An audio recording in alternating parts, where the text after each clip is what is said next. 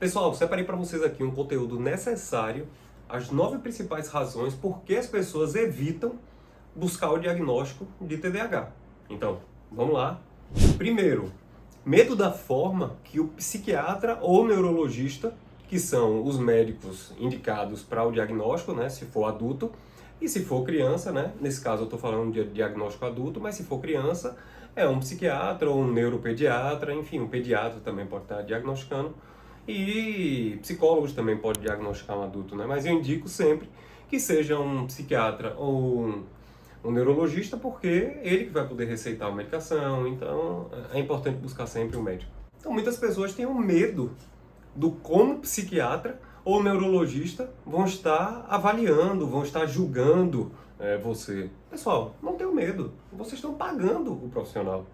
E a pessoa, o profissional, ele é um profissional. Ele está acostumado a lidar com pacientes em diversas situações. E lembrem de uma coisa, pessoal. O TDAH, de todos os transtornos que existem, é o mais tratável de todos. Então, fiquem tranquilos. Pode acontecer de vocês pegarem um profissional que não entenda TDAH ou que não tenha um tato, não tenha empatia. Óbvio que pode. Mas vocês vão se deixar numa situação de não correr atrás do diagnóstico porque existe o risco de não pegarem um profissional bom. Existe muito profissional medíocre no mercado, mas existe muita gente boa, como em qualquer profissão. O médico é um ser humano. Existe muita gente ruim, existe muita gente boa. Então, esse aí, bola pra frente. Vamos pro segundo. Medo da estigma de ter um transtorno mental. E de fato, a gente está numa sociedade que estigmatiza tudo. Estigmatiza a classe social, estigmatiza a raça, estigmatiza gênero. Então, a neurodivergência, transtornos mentais, de 20 anos para cá, a gente teve um avanço substancial do como a população tá tratando isso. Se a gente liga tudo que é programa de TV, hoje em dia a gente fala de saúde mental. Então é importante que você supere esses seus desafios. Porque se você tem, se você sente algumas características, alguns sintomas, alguns sinais, é importante que você corra atrás do diagnóstico, porque o TDAH ele não vai aparecer em você. Você simplesmente vai diagnosticar o TDAH. É claro, tem alguns estudos novos que mostram que o TDAH pode aparecer só na fase adulta, então provavelmente você é uma pessoa com TDAH adulto e está ouvindo isso, mas é algo que já está em você. Então, não vai mudar nada após o diagnóstico, ao contrário, só vai ter coisas positivas. Então, vamos junto. Terceiro, vamos lá, medo de não ter TDAH e você está inventando coisa. Não tem problema, você vai no profissional e se você simplesmente tiver sugestionado porque leu diagnósticos, ou leu sintomas, ou leu sinais na internet e não for, ou fez algum teste online e não for, tá tudo certo. Para você vai ser ali um alívio, ou você vai buscar para ver se é característica de ansiedade, se é um burnout, ou se é alguma deficiência de alguma vitamina, se é deficiente de ferro, se é um hipotireoidismo, enfim. Você tem que pesquisar o que é. Ninguém nasceu para estar sofrendo. A gente tem que correr atrás. Se você está aqui nesse vídeo é porque tem algo lhe incomodando, suponho. Quarto, medo de não saber o que fazer após o diagnóstico. Pessoal, esse daí é o mais simples. Após o diagnóstico, primeiro passo é: o que é que mais te incomoda hoje que levou você a buscar o diagnóstico, buscar respostas sobre o TDAH? Então você vai colocar mais energia nisso. O que é que está mais te incomodando? É procrastinação? É alguma coisa com sono? É gestão de tempo que não está legal? É impacto na sua saúde física? Priorize isso. Priorize o que mais está incomodando no momento. Não queira olhar para tudo, porque tem muita coisa ao mesmo tempo. Priorize o que mais está lhe incomodando. E passo a passo, vá focando na base. É o que eu sempre falo. A base é sono de qualidade, exercício físico, alimentação de qualidade, terapia e formação de hábitos, rotinas, métodos. Quinto medo. Medo do que falarão no trabalho ou na sociedade. Vamos lá para esse que é importantíssimo. Primeiro, você não tem a necessidade de estar expondo o seu transtorno para outras pessoas. Você fala se você quiser. Então, isso é opcional, pessoal. Você não tem que falar para as pessoas que você tem TDAH. Então, fiquem à vontade em relação a isso. As pessoas vão julgar? Talvez, e podem julgar. Mas as pessoas não querem saber do seu TDAH. Elas não querem saber. Elas querem saber quem você é, quem você faz, o que é que você entrega de resultado, enfim. Então, isso é totalmente opcional. Inclusive, eu sempre falo, só levantem uma bandeira de estar defendendo o TDAH, estar falando muito do TDAH, se vocês conseguem segurar essa bandeira de verdade. Então, quanto a isso, vocês não precisam divulgar o TDAH. Inclusive, no trabalho, no ambiente de trabalho, eu recomendo que vocês não falem. No início de uma relação, uma pessoa que você nem conhece ainda, no primeiro encontro, para que falar? Deixa ver, vai sentindo o que é. Essa é a minha opinião. Então, analisem o que é que faz sentido para você, de todas essas recomendações que eu estou falando. Tá? Sexto ponto, medo das pessoas julgarem que você está em busca do diagnóstico para dar como desculpa das suas falhas do passado, do seu comportamento do presente. Pessoal, TDAH ele não é uma desculpa, né? Ele é muitas vezes uma justificativa de algumas coisas que aconteceram na sua vida, né? Mas a gente tem o poder de estar, principalmente com diagnóstico e tratamento, ajustando vários comportamentos. Mas a gente não pode estar usando, não é a maneira ideal, a gente está usando o TDAH como desculpa, porque a gente tem, de fato, capacidade de estar conseguindo, não é sempre, não é toda hora, mas ir adaptando a nossa vida, principalmente quando a gente está diagnosticado e tratado, mas sem tratamento e sem o diagnóstico, muitas vezes a gente acha que do nosso comportamento, muitas vezes a gente até, as pessoas associam com signo, com, enfim, aconteceu porque era meu destino e tal. Então, o tratamento e o diagnóstico expande os nossos horizontes, né? A nossa consciência de que é possível a gente estar modelando o nosso comportamento. Sétimo, medo da medicação. Pessoal, a medicação é uma das etapas do processo do tratamento, mas o tratamento, como eu já comecei a falar ali antes, é alimentação, exercício físico, mudança de comportamentos, né? Inclusive tem uma frase clássica que até é de David, né? Um americano, e que ela fala assim, né? Medicação não ensinam hábitos, medicação não ensina comportamentos. A medicação pode ser extremamente útil para a gente, mas ela não ensina hábitos e não ensina comportamentos. Que é pills don't teach skills.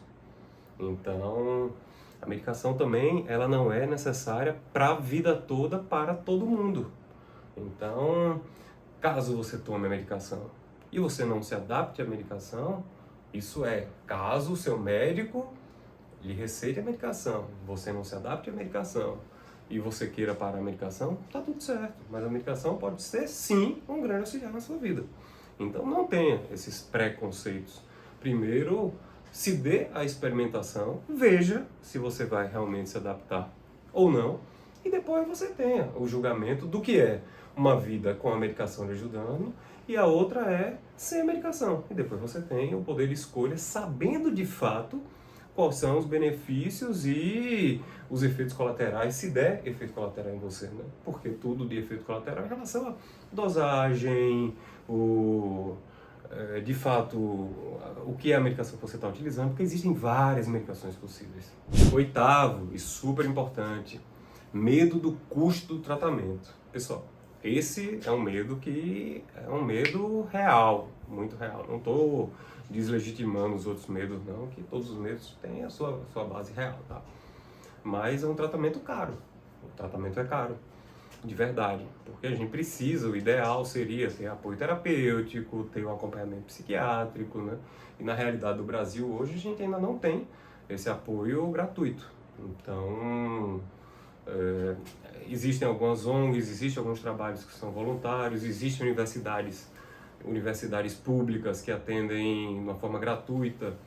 Existem algumas cidades, algumas prefeituras, alguns governos que entregam medicações de uma forma gratuita, mas é um tratamento que realmente é um tratamento caro. Mas você vai evitar começar a se tratar, pelo menos pela base de alimentação, sono, exercício físico, meditação, organização, que isso já vai ser ali 60%, 70%, porque você não está conseguindo ainda uma medicação, porque existem medicações genéricas também de R$30, de R$40, e que vão te ajudar também bastante se seu médico prescrever, entendeu?